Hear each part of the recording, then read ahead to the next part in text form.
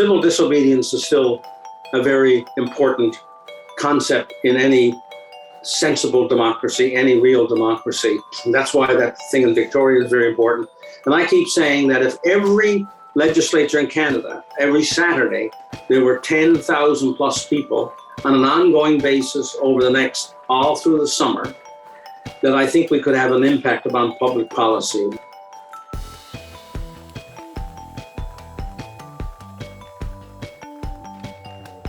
Hey folks, welcome to the Dark Horse Podcast. I have the distinct honor and pleasure of sitting today with Brian Peckford. He is the former Premier of Newfoundland and Labrador and the last surviving First Minister who collaborated on the 1982 Constitution Act for Canada.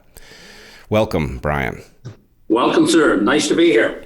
Terrific. So you and I have not met before, but we've been traveling in parallel circles as we have watched things surrounding the rights in the West, in the U.S. and Canada especially, change as the pandemic marched forward.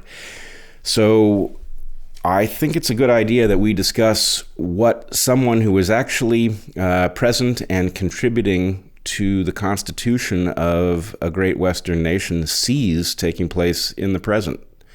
So where would you like to start?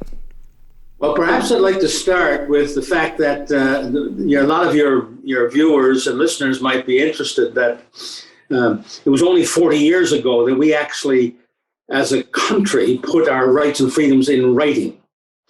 And that's important in the sense that the United States of America had a Bill of Rights, I think it was 15 years after they formed their country. So 1776 and 1791 were the two big dates in this discussion for the United States of America.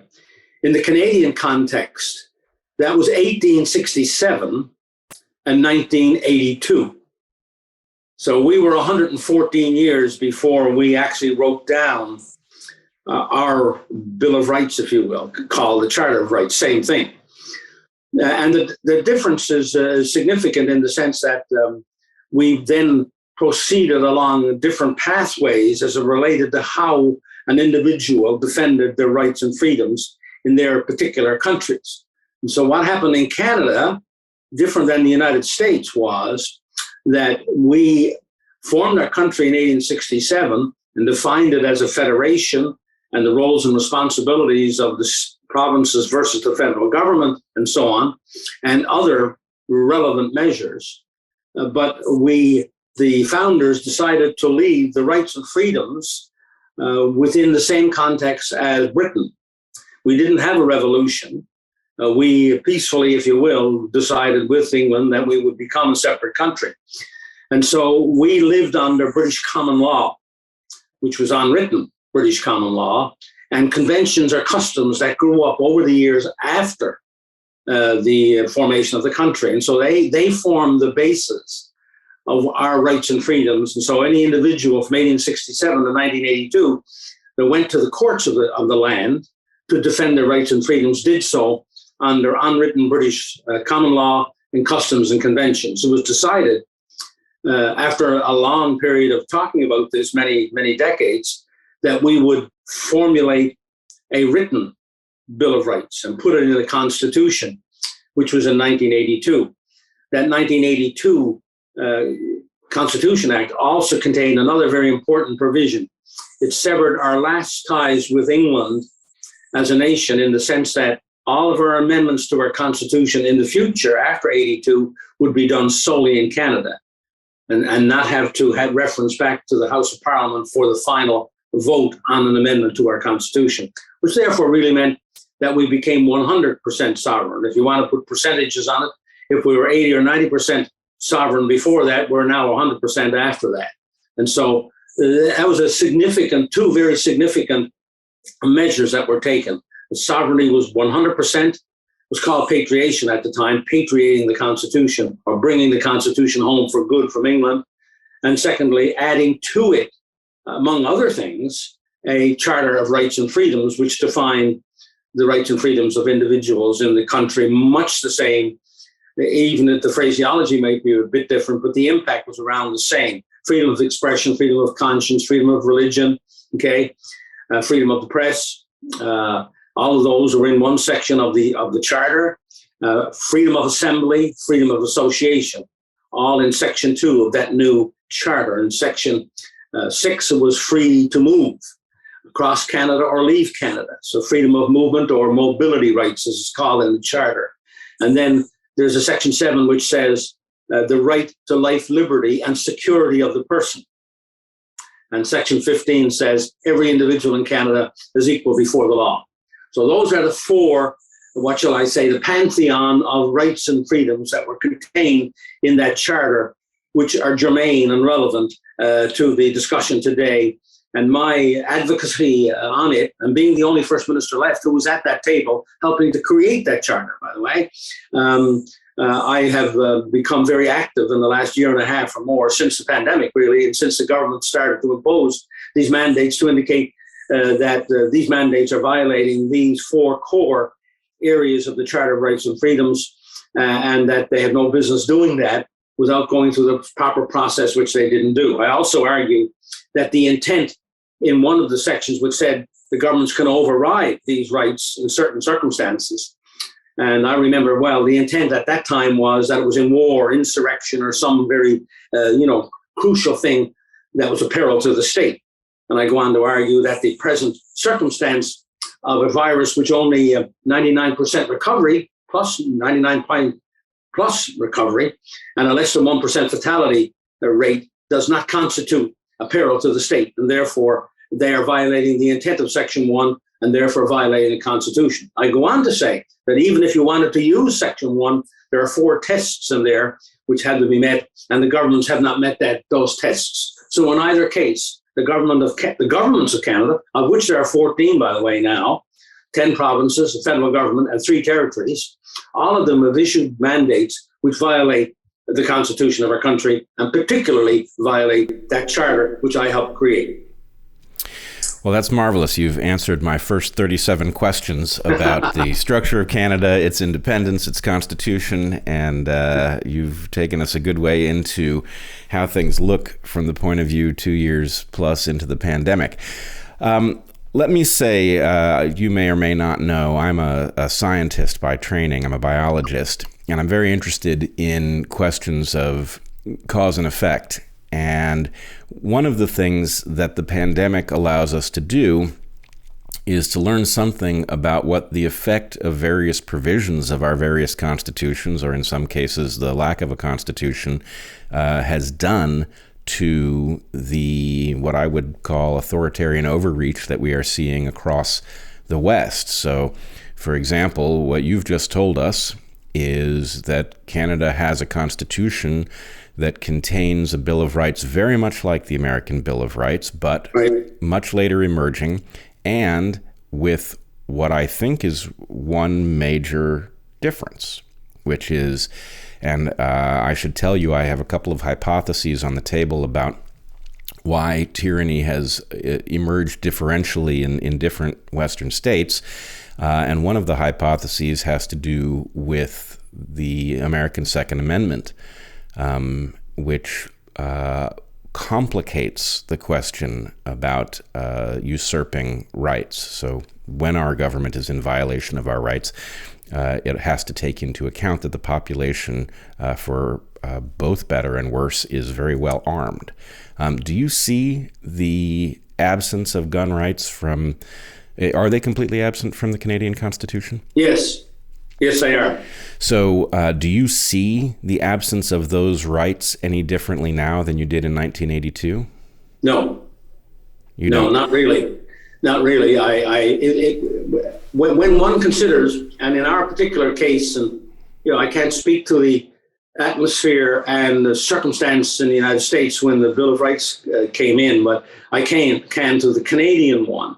And at the time, as we get into this, most of these things, when nations come together, you can go back to Solon's time in Greece if you want, when he was called out of retirement to try to keep the civil war from happening and bring the poverty-stricken almost slaves together with the oligarchy at the time and forge a new law which tried to bring things together, it's always a bargain. It was always a bargain. And when we decided on this patriation, bring the Constitution home, and the Charter, because it's a federation, all of the provinces were involved with the federal government in forging this, and each province had their own agenda. And so we started off with like over 20 items on the table, narrowed it down until we got something that everybody sort of could live with.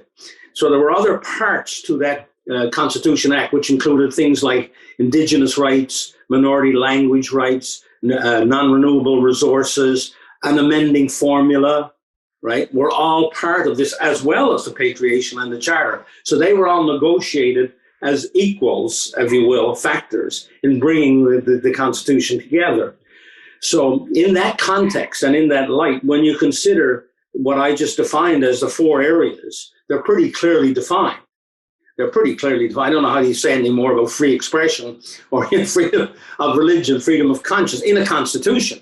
And I think a lot of people, at least in Canada, and I suspect in the United States too, and in the West generally, sometimes confuse constitutions with ordinary federal law or state law or provincial law.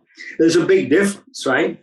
The Constitution is the glue and the principles and the values which are supposed to encompass the new government or the new territory, as well as define how it's going to operate, okay? And then you leave the rest of it, because these are principles, to the courts to more define and refine, right? And with custom and convention over time. So one of the things missing, and it's a more complicated and longer defining discussion when you get into that context, right? And so I always say to Canadians now, and this is like I don't know how many podcasts I've done, but I guess I'm well over 100 now. Every day, by the way, I do at least one, if not two. And so that'll give you an idea how many that would be if I'm going back a year and a half or more on this. I always try to explain to people that when you talk, it took us 114 years to even open the Constitution. So these are documents and concepts that are not revisited that often. We must work it out through the principles that were defined, and then work it out through the parliaments and through the judiciary, which are other parts of the government. And so it's in that context that I say what I just said and answered the question. And it's one reason why I like podcasts better than going on a live program where they've got 30 minutes. Right now I'm negotiating with a radio station in Vancouver to go on Monday, I think it is, where they're going to have somebody else on to counter what I'm saying. But the problem is, they have a half an hour, and it'll take me in my, not here today, but it'll take me, normally when I do a public meeting, which I do a lot of, it takes me 40 minutes to do the whole presentation for Canadians, to start with 1867 and come forward, and to put it in its proper context. Otherwise, it's not as meaningful, and people will not understand it. Well, they're arguing with me now, I might get 15. And then they got all kinds of these ads in between. And so it makes it difficult to understand. And that's why, like your question, I'm still answering it now in the sense that, do you feel still comfortable with your what you wrote 40 years ago, 1982, and now it's 2022. The anniversary, by the way, is coming up on the 17th of April. So we're getting close to the 40th anniversary.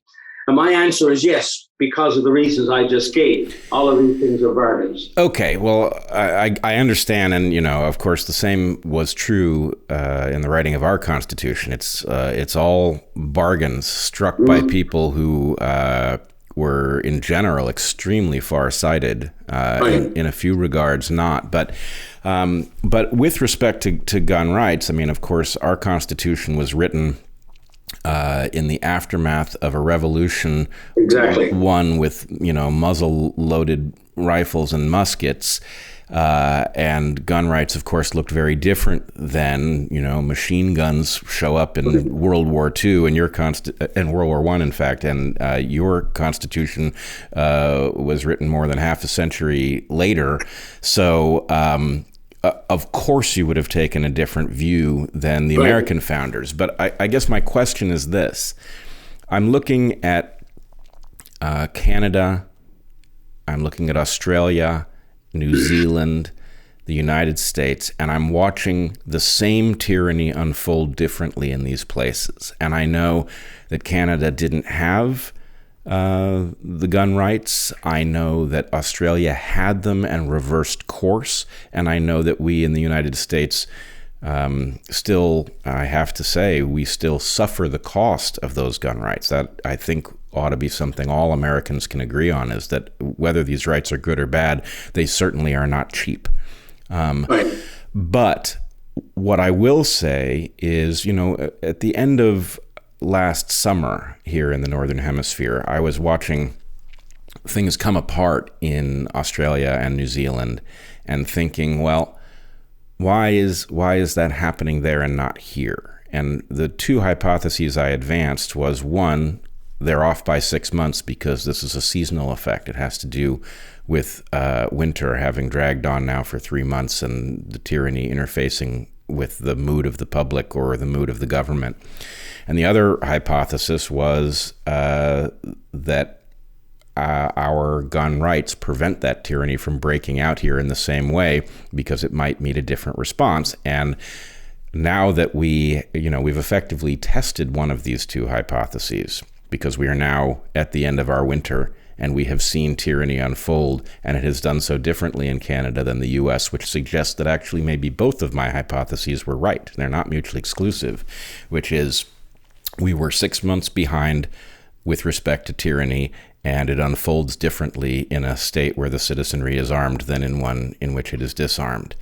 And so it is that question I'm trying to address with you, which is, you've seen, I know your perspective to an extent, you've seen terrible things unfold. You've seen your Constitution violated again and again on multiple different fronts by the current leadership.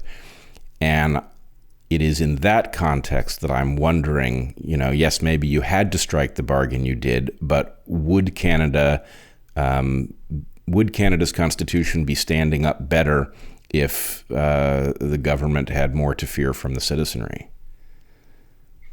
A really good question, and I can't answer it. I doubt it myself. We don't have the same history and culture as the Americans have. So we come at it from a different way altogether. So, the gun rights were never even considered during the 1981-82. By the way, this was 17 months negotiation. It didn't happen overnight. It was 17 months of talks between the various governments. The other issue with a Canadian, I would have to respond as a Canadian, is given what's happened in Seattle and Portland and continues to happen and happens with the Black Lives Matters issue, and what is that? I just saw some stuff on Seattle last night. There are ongoing issues in the United States unrelated to the mandates, which call into question whether, in fact, the way the United States is unfolding right now is any better than it's unfolding in Canada. And if you include both the mandates and the disruption of many, many cities and the murder rate that's going on in the United States, one would have to, as a Canadian, take that broader view and say, well, I don't know about this, because as we look at our media from up here and look at what's happening in the United States, and I defend you, I'm very pro-American and defend your country a lot. I'm foremost, I guess, promoters of America in Canada today who's speaking up. But I do see the cracks in the Constitution of the United States, which may have some relevance to that particular provision of your Constitution. Yes, there is no question that our Constitution is failing in parallel with Canada's. And your question about the BLM riots is a good one, but I must tell you, my wife and I mean, we live in Portland. We watched this go down in real time, and it also gave me pause with respect to our Second Amendment, but in the opposite direction, because what we saw was absolute failure of the rule of law in places like downtown. What we did not see so much of was the same failure in neighborhoods, People would march through streets in neighborhoods. And, there was social harassment. But there was a question about whether or not, as terrible as things were, especially here in the Pacific Northwest, in Seattle and Portland, if it might have been it might have been worse and been targeted at citizens in their homes if the rioters had not had the same concern about the well-armed nature of the population. Good point. So we don't know. These are all, and I must tell you, I'm a lifelong liberal. I have changed my perspective on gun rights, having watched events unfold. Now that's a good point. But then you can also argue, well, what was the cause then of it in the beginning? It did happen. Yes. And there were riots, and there were a lot of disruption, at least in the center parts of the city. But I think it's a really good discussion. And as a matter of fact, I have never come out against the Americans' provision of gun rights. I have never opposed it. And for example, when I've defended America, I've defended that particular provision as well. Because you know why? Because I understand how the Constitution got formed. Right. I understand the history and context of the times. And I would also argue, by the way, as I do in Canada now, if you want to change it, we have a way of changing it, but it's not on the streets, and it's not by bringing in mandates and trying to override the Constitution with doing it the proper way. Right. Well, and that is the other thing that we have to say. So I would say, well, I am both for and against those gun rights. I think I am now substantially more for than against, but I do find the cost of widespread gun ownership unacceptable in the sense that we have unstable people, and that's an awful lot of power to be in the hand of somebody who can't handle it. But I do think it may be an important hedge against tyranny, which is maybe my primary concern. A very, very good point, and hard to argue against, I think, in the broader sense of things. And the other thing is, nothing is perfect. And we've all learned that. If we haven't, if we adhere to some of the Christian principles, and we all recognize that we're not perfect, and that we have to work at it day after day after day. The other thing that has to be mentioned, and I also mentioned when I defend America in Canada, is I think right now it's the longest surviving democracy that the planet has ever had, number one. And number two, if one takes the Constitution of the United States in its totality, I don't know if man has created anything better to date, notwithstanding the gun rights. And so you've got to put it into that broader piece. Well, I think our Constitution has done beautifully. I think it is at a point where the values that it seeks to protect remain the right ones, but it is inadequate to the job, right? Because, for example, let's take the right to free expression, to free assembly, etc. That is now a right that is more governed by the technical nature of the way we speak and interact than it is by governmental interference. So to have those rights not protected on Twitter and Facebook, and where we actually do our exchanging of ideas, means that they are effectively not protected. Yeah, I couldn't agree more. But I was going to go on to say, and I'm glad you raised it that way, it's both on the technological side, but in Canada, it's also day to day. I mean, the dominance of there are a number of things operative here. There was big government, right? Big press, right? Big pharma, right? Big media. They all converged. It seemed like the ground was very fertile, because in Canada, what's been happening over the last 40 years has been a gradual erosion of our political institutions. At the same time, the Parliament of Canada doesn't exercise its powers the way it did 40 years ago. A lot of power has moved to the cabinet and to the Prime Minister's office in Canada, which is completely the antithesis of what the Constitution is all about. But it's been done without a shot being fired and without a law being amended. And this is what's happening in Australia and in New Zealand as well, which are sort of British were formerly British colonies that became independent. And so what has happened, it's been very insidious through the media, through the big government, through the big pharma, through the big tech. Okay, that's the four horsemen, as I call them, of the now apocalypse, if you will, or put a better word, of where we are as countries. And we must now look at how the governments, the governments with these other three horsemen have been able to usurp, right, and overtake our constitutions. Well, the irony here is that the same thing has happened in the U.S. It's just happened differently. And I wish I could limit it to four horsemen. It looks more like an entire cavalry of horsemen from my perspective, including our major political parties, which have teamed up in the most absurd way to, exactly as you described, to effectively take a carefully balanced set of powers. I mean, this was how our founders spelled it out, checks and balances. They've taken it and they've transmuted us into something that certainly, there are elements of democracy, but I'm not even sure I would call us a democracy at this point.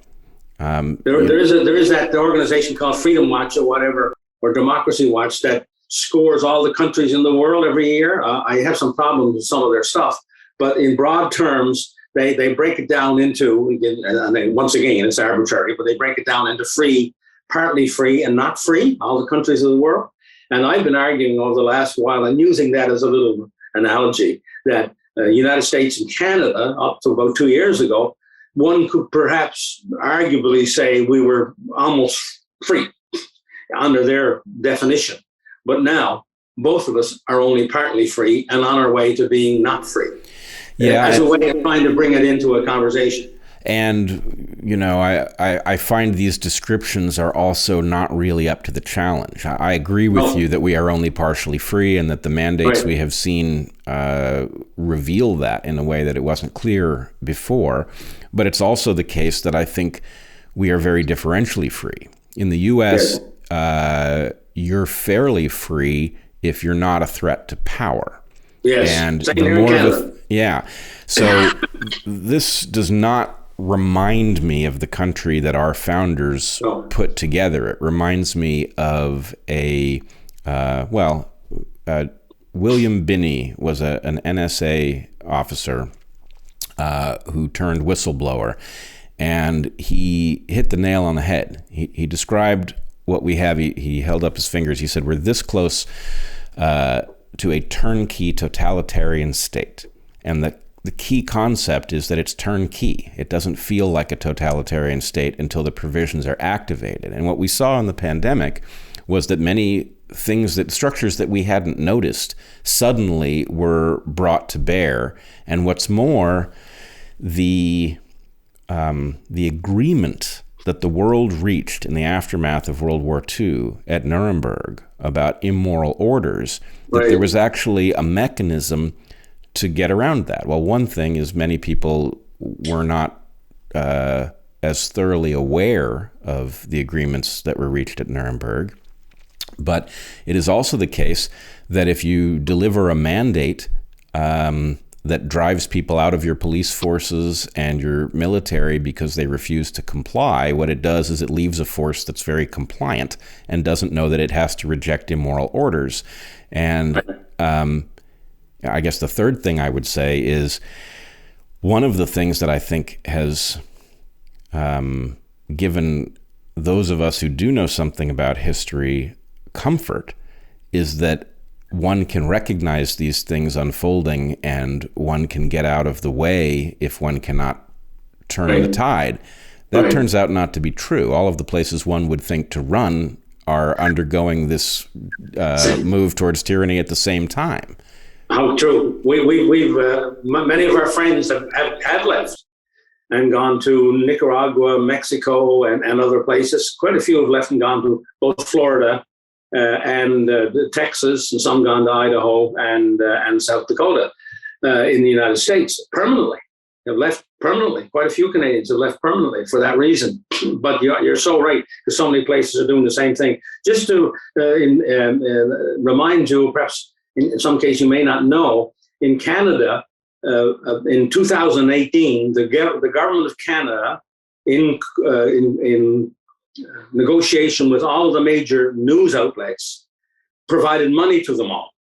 $600 million Canadian dollars over 5 years to all the major news outlets. So, for example, in my case, as a former First Minister in Canada, I'm fairly well known by those people over 40 or 50 because, I'm going on 80 now, but I was the First Minister for 10 years in one of the provinces of Canada and was very vocal while there and after, and have continued to submit letters and stuff and speak up about public policy issues. Well, a year and a half or more ago, all of that major press closed me down. I can't put a letter in the major newspaper on Vancouver Island, where I live right now in British Columbia. They will not carry it. Even though it meets all of the requirements that they say letters to an editor are supposed to meet, they will not carry it. Our major newspapers in Toronto, the Globe and Mail and the National Post, they won't carry my stuff. And none of the major broadcast media will call me, even though I've just done a major speech before 10,000 people, and will not carry me. So we have a very active, fourth estate, the press, which has completely eliminated from its discussion anything to do with anything that's negative about the virus itself and how the government's responded, and negative towards the vaccine. They will not carry it. There's nobody died from the vaccine, as far as the mainstream media in Canada are concerned, for example, even though we know over 50,000 for sure, if you combine Western Europe and the United States, using their own government numbers. And so that's how bad it's become in Canada. And the lady who became sort of the figurehead for the truck convoy that went to Ottawa was arrested for what was it called? They couldn't find anything to do with violence or anything else. It's mischief. And the bail hearing for her release until they had the main hearing. In other words, she's innocent until proven guilty under all of our laws and your laws. She had to come in court in shackles. We've never seen it before. Nobody can remember when the last time an accused person, you had to be some kind of dangerous murderer, came into court in shackles. And her first court hearing was heard by a judge who had been a Liberal candidate in the politics of Canada 3-4 years ago. In other words, and the Liberal Party happens to be the governing party of Canada right now. She was the one who heard the bail hearing. Yes, I wish I could be more shocked. The problem is we have seen this in, I think, all of the great Western democracies. We have seen, and it's. I've been struggling with how to even comprehend it. And one thing that keeps recurring is that I thought that Orwell had exaggerated to make the story clear, and what I am now watching tells me it was no exaggeration. No. Right? Up is down. And in this case, the thing that is so troubling is that the people who are participating knew better 5 years ago. The same people understood the rights that they are now violating as effectively next door to sacred. And they are now violating them willingly, and there's no comprehension that they are in conflict with their own values. So, and what has also happened is because the people are getting most of the news from the mainstream media, people who live right around me, right outside my door here.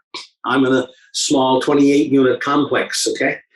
All of the people who live around me, and I live in this small city of 12,000, are getting their news just from one or two sources, the Canadian Broadcasting Corporation, and a couple of newspapers that have refused to carry the alternative view on what's going on. And therefore, they support what is happening in the complete abuse of our freedoms and rights in our country. And it extends to every level. If you look at my Wikipedia page or my wife's Wikipedia page, you will find slander. Right? Yes. We are accused, not even accused, it is simply asserted that we have been distributing medical misinformation on the internet, when in fact what we were doing was functioning as biologists, talking about the evidence and what it implies. We were doing exactly what we were trained to do. Same way in Canada, we got doctors who've been fired from their job right here in the province that I live in. Just because they were vaccine hesitant. Right, because they looked at the evidence. I didn't see that in the Canadian Criminal Code. I didn't see it anywhere in the Canadian Constitution, and there's no law in Canada. Meanwhile, the governing authority, health authority in that region of British Columbia, has harassed this doctor, right? Has taken away his hospital privileges in the nearby hospital, and is trying to take away his license. This is in democratic Canada as we speak. Well, I don't know. Have you run across the concept of malinformation yet? Yes. Malinformation. This is true information that causes people to distrust their government, which our government has now declared a form of terrorism. Yeah. Right. So we're now, in a country where effectively our right to critique the government is written into our founding documents. Yes, exactly. Critiquing the government is now treated as terrorism, which of course triggers provisions that allow them to violate every single one of your constitutional rights, with the possible exception of the third. Right. But exactly. It's remarkable, and it also. There is this question about this is not a secret, right? You and I have seen something. We are not alone. There are many people who understand what is taking place. It's not a majority, but there are many people who have seen it. And yet it is of such a nature that it is hard to make the case. And all of the places that you would make the case, it's like the paper that you would write on has taken up a political position, and it will only allow the expression of certain ideas. A good way to describe it. And let's put it to you this way: nobody warned us about that. Exactly. It's one thing to have people,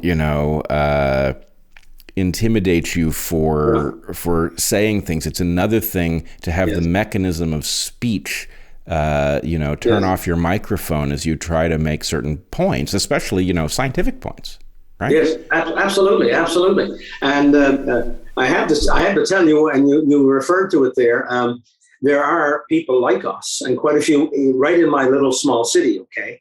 And that's the other side of the coin. But I'll tell you what's happening is that they're gradually removing themselves from this existing society. Okay, they're homeschooling right across the country. The province I live in has more homeschooling per capita, if you will, than the rest of the country. But that's gone up like big time. And all across the country, there are parents who are taking their kids out of school and doing a homeschooling program, or actually setting up alternate outside the system schools. Okay. And we have a small group. As a matter of fact, you'd be interested to know.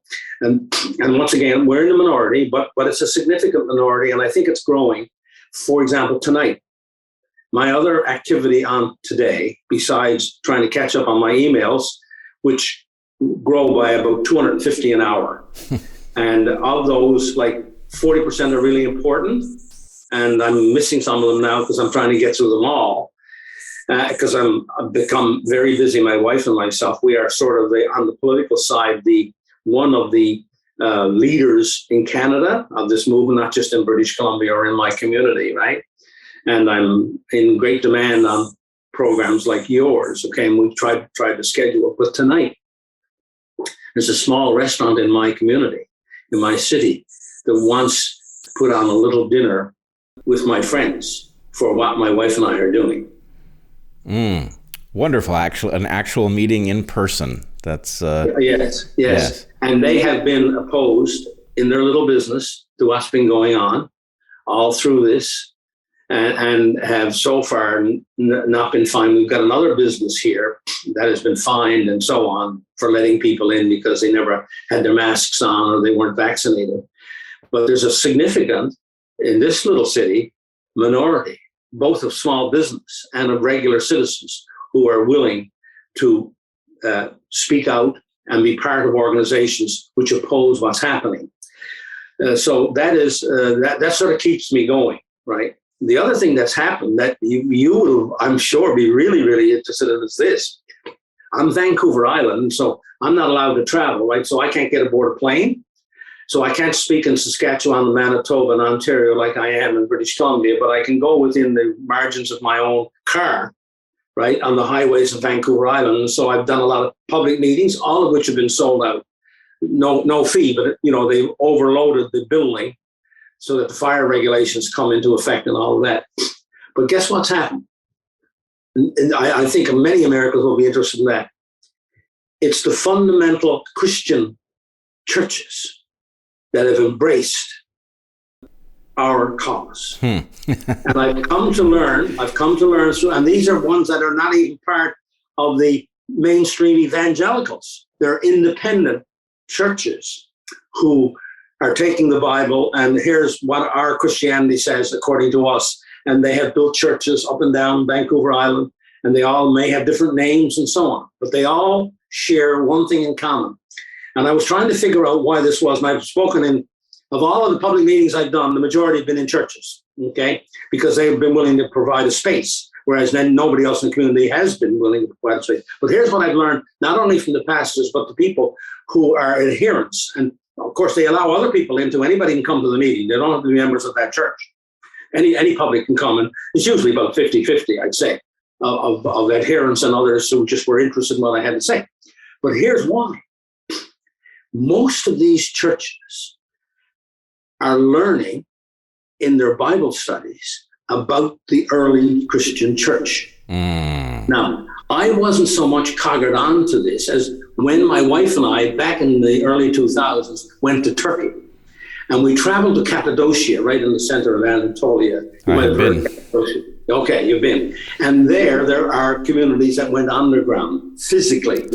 Underground, cities. Okay. Multiple layered cities. When I mentioned this in one of the churches recently, the place went up. They were all familiar with it and couldn't believe that a person who was sort of, most people know me as well. I believe in the principles and morality of Christianity, and that we must have a code of conduct as a society in order to really function, in a sort of a peaceful, reasonable way.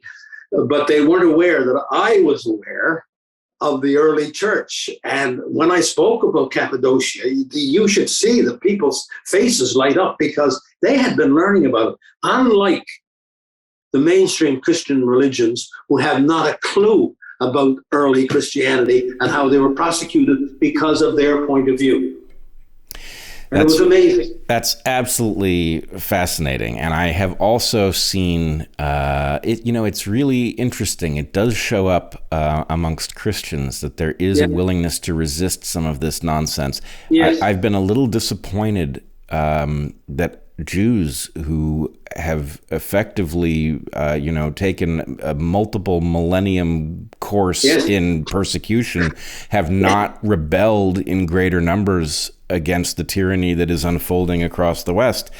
But nonetheless, it is interesting that there are these communities that are not having any of it.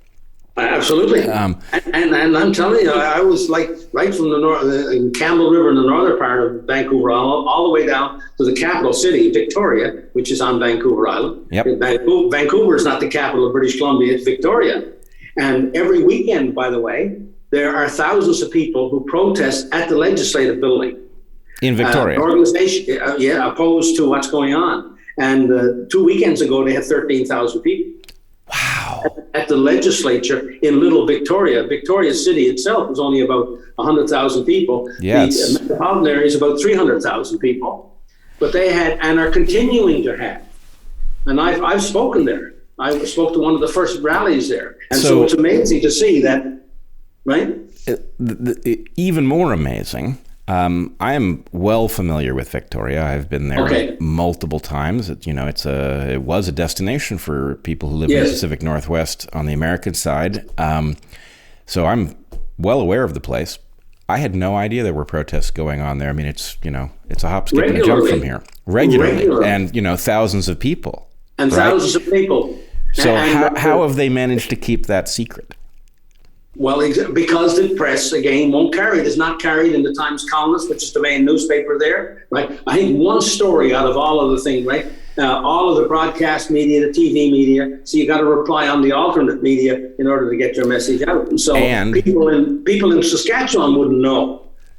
And if you do pay attention to the so-called alternative media, then of course there's a great list of stigmas that are directed your way. So, this is another aspect of this that I wish people put more thought into, which is we have no idea actually how many people believe what and how many people can see the tyranny, because the intimidation and the control of our discussion has been so thoroughly effective. No question. And even all the way down to polling now. You can't trust the polls. Well, you never could trust them all that much, but even less so now in the sense that people are not going to either answer the phone, or if they do, they're not going to give how they feel because they're afraid that too will get somehow, right? Okay, there was this many in this region of BC who said this according to the poll. They don't want any chance of getting back to them because they're scared, like you said. Yeah, no, it is the most bewildering circumstance. Right? You can say the most obvious things and suddenly your life is turned upside down. Yeah. Protests of thousands of people can be happening. Well, the prime minister called us racist, misogynists. Right. He said I think he said, we have to wonder if they're taking up some space that they shouldn't be taking up. I recall him saying that publicly. Right. Yeah. Leaders in the West saying things that, if even 10 years ago, if you had had a preview of what was going to be said, you'd think a prime minister saying that, all hell would break loose. The party would have him out the door. He would no longer be. I was leader of a political party in this country, in the province of Newfoundland and Labrador. And I was a national figure for quite some time because of my involvement with the Constitution and other national matters, okay? And I know the system in Canada pretty well. And then I was a consultant for a number of years, right? And so I've traveled in every single jurisdiction in this country, okay? Every single one. I've done business in most. I've spoken most, okay? And so I know Canada pretty well, right? And so when you see now a political party and a country willing to have a leader and a prime minister who broke the law 5 times, by the way, that's documented 5 times. The Ethics and Conflict Commissioner of Canada has produced reports, investigated the situation, and he has broken the conflict of interest law 5 times in this country. And because the law has no accountability except for a $100 fine or $50 fine, he still remains leader of the political party, and he still remains Prime Minister of Canada. And so when you have a population that's willing to continue to support somebody who's broken our laws, whereas if you and I broke the law tomorrow, right, we would get significant fines or put in jail or whatever, whereas he can walk scot-free and still be the prime minister of this country. So there's something rotten in the state of Denmark, as our great bard would say, when that can happen. Yeah, no question about it. Now, you raised the issue of his violations of the law. I don't want to miss the opportunity to ask you about violations of the Constitution that you helped write. I did a quick look through your Constitution. It does have a lot of familiar themes from the American Constitution. And I spotted several things right away. Even though I'm not a Canadian and I'm less familiar with what has unfolded there, it was still clear that there were several places where your Constitution guarantees rights that were nowhere in evidence. What do you see as the list of violations? Well, the first one, you may not be aware, I have taken the federal government to court myself. Oh, I didn't know that. Yes, and that was the other thing that I guess allowed me to be more of a national figure. Is that when I did all these speeches, one night I came home and got up the next morning and I said to my wife, I'm talking the talk, and I know what I'm talking about because I helped create this document, and I'm on very safe ground and very confident with what I am saying and these violations. But one of these days, somebody's going to say to me, even though I'm out there front and I'm risking and I'm doing all of this on my own tab, right? I'm going all these places, do all the things, and I won't take any money. I won't take any reimbursement for what I'm doing. I'm doing it as a Canadian and as somebody who has to give back as well, and all the right reasons. But the other thing is, somebody could still say, why don't you walk the walk? So I contacted the Justice Center for Constitutional Freedoms, which is the organization in Canada which just depends upon contributions from the public, and they help people go to court to challenge the government on constitutional grounds. That's what they're set up to do. So I contacted them, and we decided, with outside lawyers as well, that I would, with 4 or 5 other people, but I was the sort of the chief claimant, take the federal government to court over their travel mandates. Whereas I, as a Canadian, sitting on Vancouver Island, can't get aboard a plane in Nanaimo, British Columbia, and travel to anywhere. I can't travel within my own country or leave my country unless I'm vaccinated. And so I've challenged that Section 6 of the Charter of Rights and Freedoms, which says I have the right to travel anywhere in Canada or leave Canada. So I'm actually, now my court case is registered, and there's now lawyers appointed by the federal government who argue their side. And so we're moving through the courts now, and my hearing is likely to be in August or September of this year. And so I might get ahead of a lot of the other cases that are in Canada challenging the Constitution, because most of the mandates in Canada are provincial and have to go through the provincial courts first, then to the Supreme Court of Canada. Mine is a federal mandate. I'm challenging a federal mandate, which brings me into the Federal Court of Canada, then the Supreme Court of Canada. So I only have 2 steps to go, whereas everybody else, most everybody else, has 3 or 4 steps to go. So I'm actually out there front and center, actually in the court. Fighting tyranny. My government, fighting the tyranny. Wielding your constitution on behalf of your fellow citizens. Absolutely. So let me ask you a couple things about this. All right, you're on Vancouver Island, which is part of British Columbia. You cannot get on a plane because you're not vaccinated. That immediately causes you a problem on Vancouver Island. Exactly. I'm on the western part of Canada, 5,000 miles away, in St. John's, Newfoundland, the province in which I was born. Yeah. Well, and not only can I go to Newfoundland, I can't get on Nanaimo and go to Kelowna or go to Vancouver or go to Victoria. Right. Okay. So I know that there was a regular ferry to, I guess there was one to Vancouver, the city of Vancouver. Yeah. Can you get on that? Yes. Okay, so you can go by boat. I can go by boat, but I got to be masked up. I can go by ferry because that's interprovincial. Got it. We're still in the same province. Right, but you can't. Oh, so you can't leave British Columbia. You can go to Vancouver. You can go to the mainland. But no, on the ferry side. But I can't even get on a plane and go to another part of British Columbia.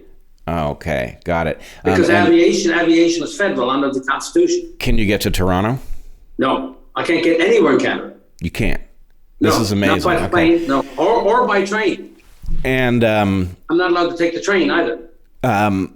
Let's suppose that the mandates collapse as attention turns to events in Ukraine and summer drives the pathogen. They are falling now, but the federal one hasn't gone yet. But let's suppose it did. What happens to your court case?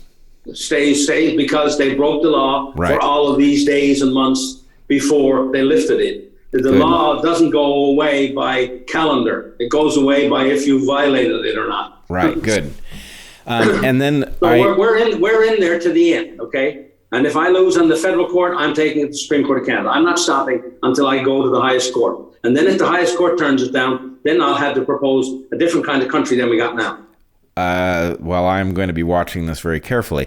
Now, I think the same provision on which the basis on which you are suing also guarantees the right of Canadian citizens to enter Canada, which therefore is relevant to the objections that the trucker convoy was raising.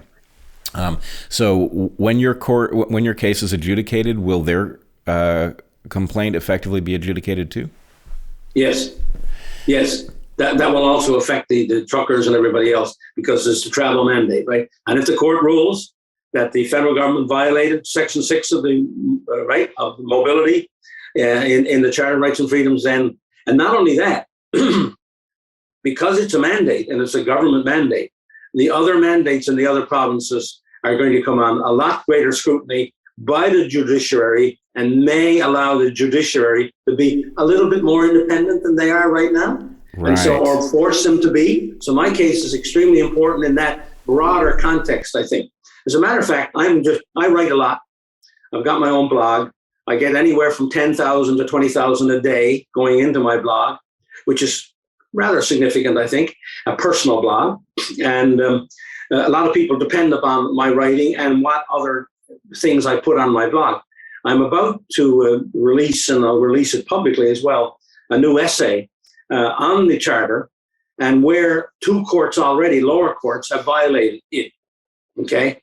Because I want to pursue this because, as you and I both know, when people speak, and if they have a good case, and you get other people on your side, you can influence not only your governments and your politicians, although they've been sort of absolutely ignoring us to date because we've been in a minority, but as you keep eating away at it, right, eating away at it, you may also influence the judiciary because they are still people, they are still listening to the news and reading things. And so I keep saying to people in all these public meetings, we keep doing what we're doing, and we keep eating away, beating away at the at the government, but also the judiciary, who have become rather conflicted in recent times, as I said to you, about the female Liberal candidate, now a judge in Ottawa, who was the one who heard the first part of the leader of the convoy's case. She should have recused herself. The Chief Justice should have said, you can't hear this case because you're conflicted.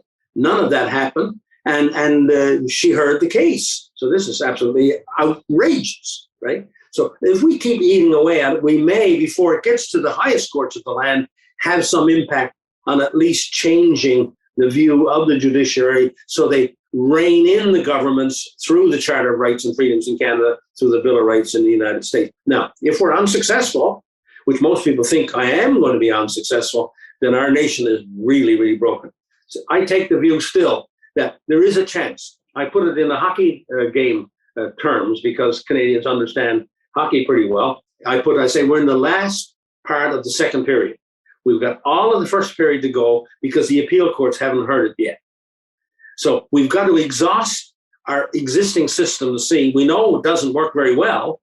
We've got to exhaust the last part of our system, which is the appeal courts of the judiciary, before we say we've got to do something different. So this raises a number of issues, but I must say I'm most troubled by the implication that the end of a hockey game is the first period.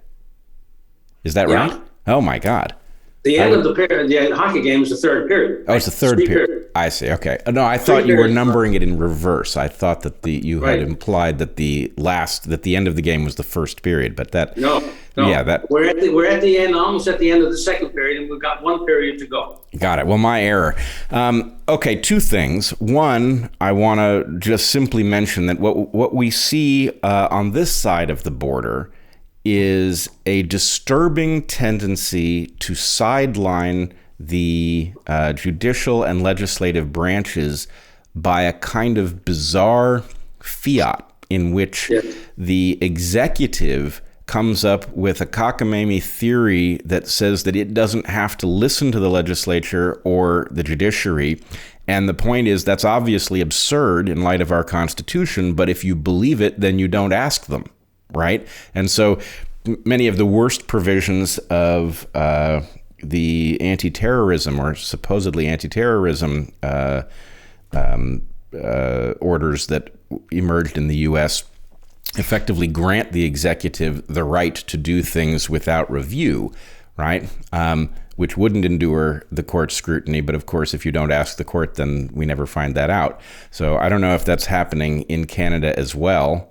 Not so much in Canada, but has started to happen with these. What they're doing is they had opened their parliaments just long enough to do an amendment that nobody knew anything about, and that wasn't showed in the mainstream press. They give more power to the public health officer in the respective jurisdictions. Okay, and then they can go ahead and issue more and more regulations.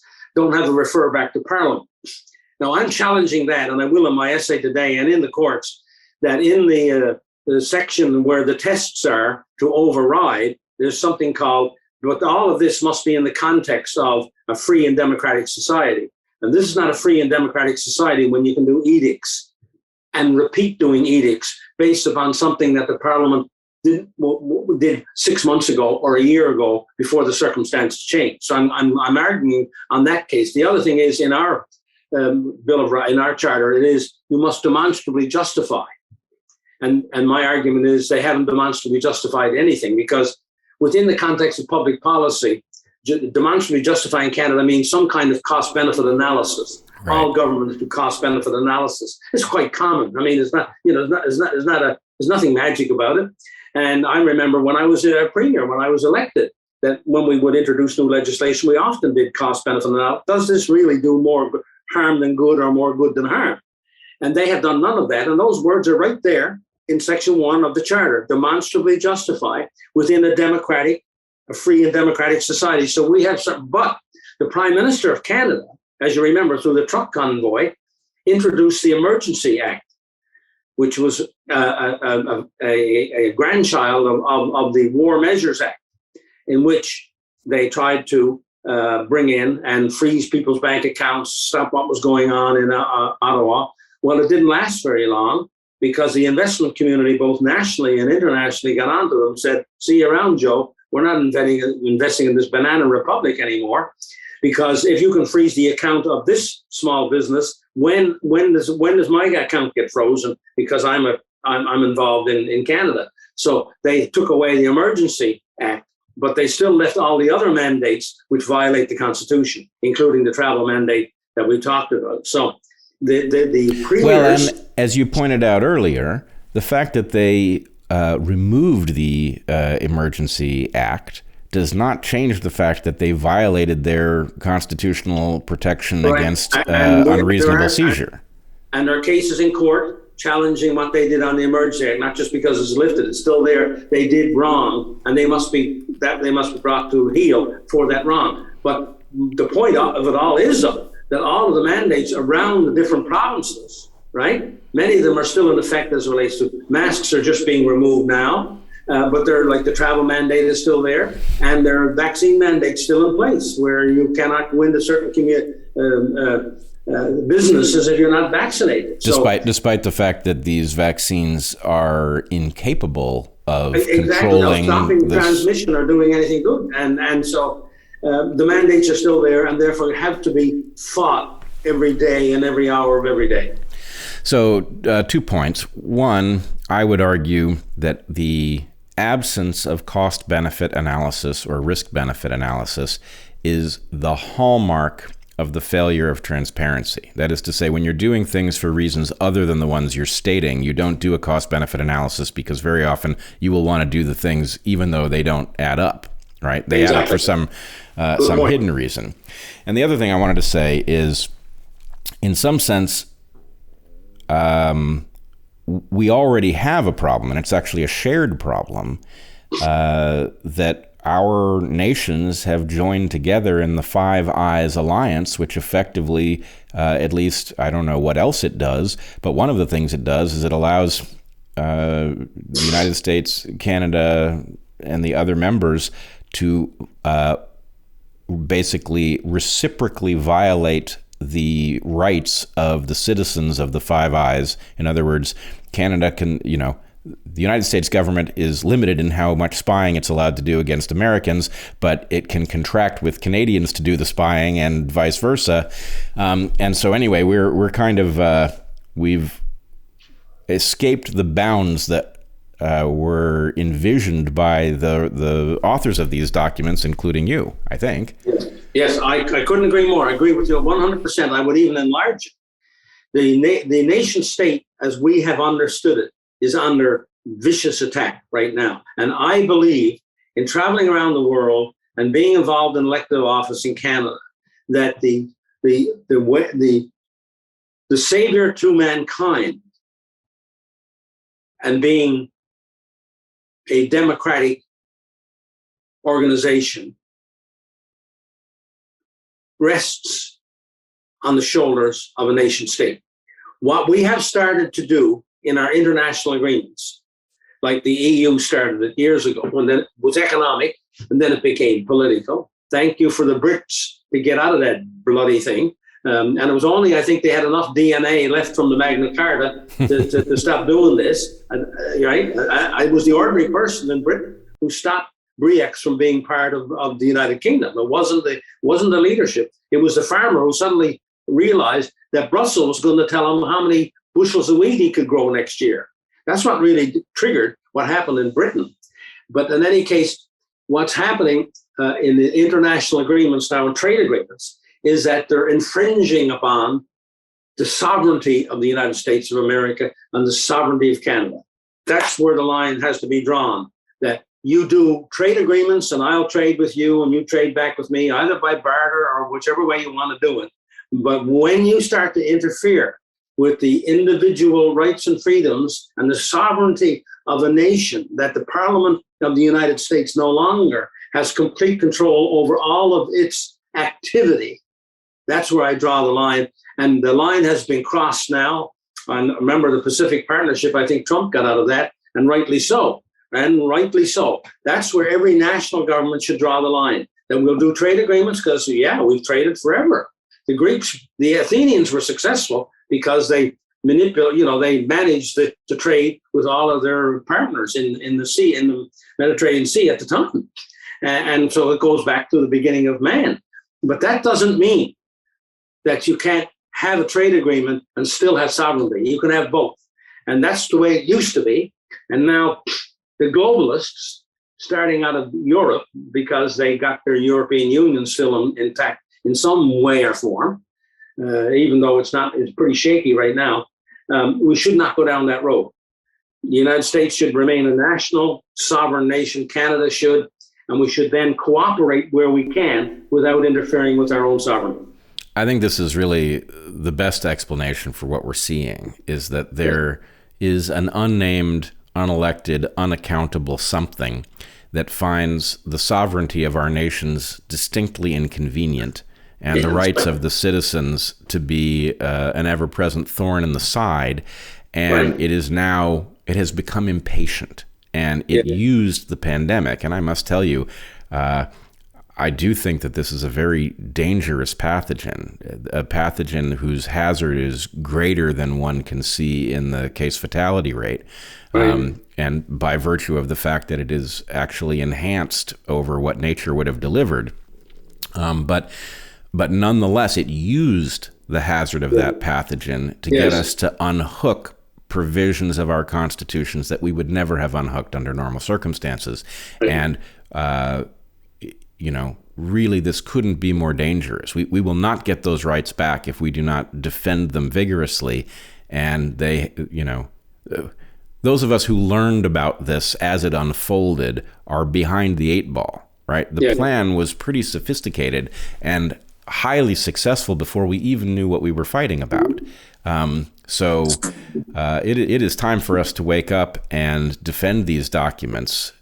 And what happens in Canada, and I'm sure it does in the United States, in general jurisprudence, here's what happens. A case comes before the court 3 years from now in Canada if we don't restore our charter and our bill to where it really belongs. So if we don't restore it and get the courts to say, no, the charter comes first, the charter is in the Constitution. And by the way, we have a thing in our Constitution which says the Constitution of Canada is the supreme law of Canada.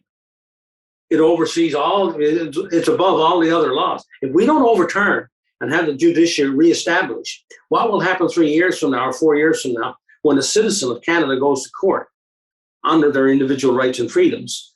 The judge and the judiciary have the license to say, oh, back in 2022, there was a precedent set. And it's this precedent now that we must go by. And the charter is no more. Right. But somehow all of the things that made this work, right, are malfunctioning.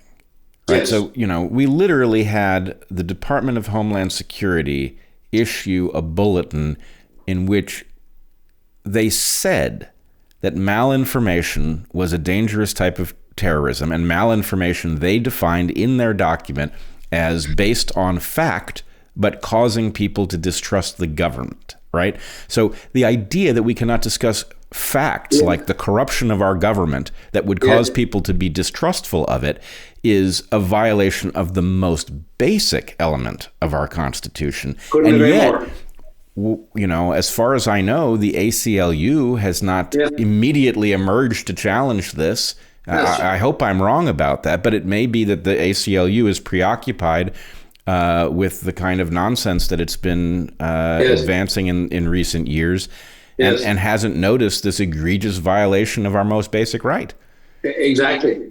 Same kind of thing is happening in Canada. Exactly the same kind of thing. And the edicts come out of the health departments and public health officers, out of some obscure emergency declared, never defined, right? And that's the other thing about it. A lot of this will not pass muster in any reasonable definition of emergency in Canadian law.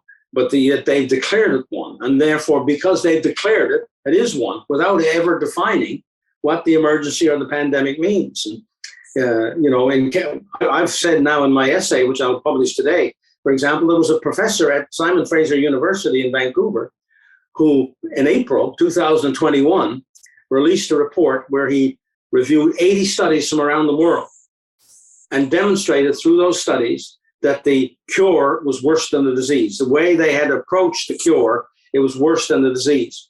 And he published that. He could not get any of the mainstream media to carry it. He went on months and months without that being carried by anybody. And now, by the way, his document has been validated over and over again. He was very careful. And he took all of these 80 studies and he used all the different formulas that all of the people like to use to define all of this, okay? Did it properly. And by the way, in that study, which is absolutely damning because the two court cases that I use in my essay to show that they violated, okay, the Constitution, these court cases came out in the late fall of 2021, October and November, when his report came out in April. So how come, and one of the courts was in British Columbia, 2.5, 3 miles as the bird flies from his university. I mean, give me a break. So here you have, and in that report, by the way, he also said that 90 days after the virus was declared back in March of 2020, there were data available, which he produced, which showed that you stay on this present course of that kind of mitigation and you're going to be in deep, deep trouble. And so he says there was even data available so that the governments in August of 2020 should have changed course as to how they were mitigating this virus, and they did not. And that data was available. Right. So this is the thing that I think has been driving many of us crazy is that what I noticed, I can't remember the first time it occurred to me, but what we have in the U.S., and I know that you in Canada have a mirror image of it, is bad public health policy that exceeds what incompetence could have generated. In other words, if you look at the policy that we have, it is actually the inverse of the correct thing. It is not. It's not even random. It's far worse than that. Exactly. And then you see a cost-benefit analysis like the one you're describing, and there is no interest in looking at it because apparently there is some other priority driving the policy other than the desire to limit the spread of the virus or protect people's health. And guess what? The headline of his report was just that, cost-benefit analysis. Cost-benefit analysis. I mean, that's what the headline. That's what he headlined his report as. It makes sense. And then, of course, the pattern is just utterly reliable. A cost-benefit analysis suggests there's something wrong with what we're doing, and anybody who points out that that's what a cost-benefit analysis said is then demonized as if they were unpatriotic or uncaring or motivated by greed or who knows. And guess what? In the interviews that I've done in the last 4 or 5 days, okay, most of them Canadian, okay, by very well-known, smart, informed people. And I've mentioned Professor Douglas Allen of Simon Fraser University. It's the first time they heard of it, even to this day, because, of course, nobody's carried it. It's a little bit like the protests in Victoria that are happening without any awareness. Yeah, no, it's definitely a bizarre moment, and as much as we were thoroughly warned by Orwell and others, somehow no warning is sufficient until No, you see it in real no, time. no. And I think it speaks to history big time. I think it speaks to history big time. If you don't learn from history, you're bound to repeat it, kind of stuff. And we've seen this over the years with the various wars and whatever through all of our history as a species, right? As a Homo sapien or whatever you want to call us. You see it over and over again. That's why Victor David Hanson, by the way, who you might be aware of in the United States, who writes quite prolifically on a lot of things. He's a classic scholar out of California, and but he writes a lot in American Greatness and a couple of other websites. He just did a comparison with the Greeks and what's happening now. And just, we're not learning from history. We're not learning from not only yesterday, but, lots of things which happen. We don't know our history. We don't know, and we're not learning from it. And so we're very, as a Christian would say, we're very fallen angels, aren't we? Well, I struggle. There's a certain penalty that emerges if you do draw parallels to history, right? You can find yourself in very hot water if you draw these connections. And, it strikes me as an artificially high standard, right? So, okay, we've got these vaccine mandates. It's not exactly Mengele. It's not exactly Tuskegee, right? Those are not perfect parallels. But I guess my point is, at the moment that you find yourself reaching for parallels, and those are your closest examples, you are in very dangerous water. And so I don't know how to make this point, right? Why are we in this section of the library looking for analogies, right? Things are bad at the point that Tuskegee becomes relevant to a active public health program. Yeah, good point. Yeah. And, likewise, the internment of Japanese Americans, right? All of the relevant examples from history are imperfect, but that ought not provide us comfort, because the fact is, they're as close as we've got. Yeah, but you'd like to think that we learn and that we will not repeat certain decisions which we know were based upon data, regardless of what the nature of that data was, whether it was a virus or something else, that we won't then repeat it because we've had knowledge of how our imperfection in another circumstance worked out. But we don't seem to be able to do a really good job on advancing ourselves. Technically, we've advanced ourselves, but I don't know if there's anybody ever come along who has the same impact that Socrates or Plato or Aristotle has had. I mean, where's our Montesquieu? Where's our political philosopher of the 18th century? Where's our John Stuart Mill? I mean, I don't know if there's anybody around. Where's our Francis Bacon? They're not. Where's a Cicero? And so I'm not so sure that on a proper score of globally doing this, that we've advanced all that much as a more well-rounded human being. Yes, that's true. And the other question is, why do we not have these figures? And in part, it may be because to the extent that they exist, they've been so demonized and driven to the fringe that we're not even aware of them. Good point. Which is a tremendous, good point, which is very sad. A tremendous danger. All right. Is there anything else you would like to cover before we wrap this up? No, only that. And I keep arguing, and I know it's a sort of a thing a lot of us say, but civil disobedience is still a very important concept in any sensible democracy, any real democracy. And that's why that thing in Victoria is very important. And I keep saying that if every legislature in Canada, every Saturday, there were 10,000 plus people on an ongoing basis over the next, all through the summer, that I think we could have an impact upon public policy. But without there being civil, I put it this way, a good democracy is only one that has a high level of civic engagement. And as the level of civic engagement goes down, so does the level of democracy. And I think that's perhaps the best way of putting it. And you can go and look at examples everywhere, and that would be so. If locally in your school board situations, you get a lot of people out voting for their school board member, you'll get a better school board because they have to be more accountable and they know they have to be more accountable. The less the civic engagement, the school board goes out and does its own thing, does a whole bunch of things, so that then all of a sudden there's a crisis and we've got years and years before we can repair it. So the higher the engagement of the individual in their local communities as well as their organizations nationally, the better chance we have. So I say to people in Canada and the United States, get involved with your organizations that are fighting for freedom and are fighting to oppose these undemocratic mandates. And this may make a difference. All right. Well, I will add one thing then. I don't know if it's pure coincidence, but the groundwork for the undermining of our the Western democracies was laid before the pandemic provided the excuse. And the most fundamental element of it was the breakdown in our ability to agree on, I think, literally anything, right?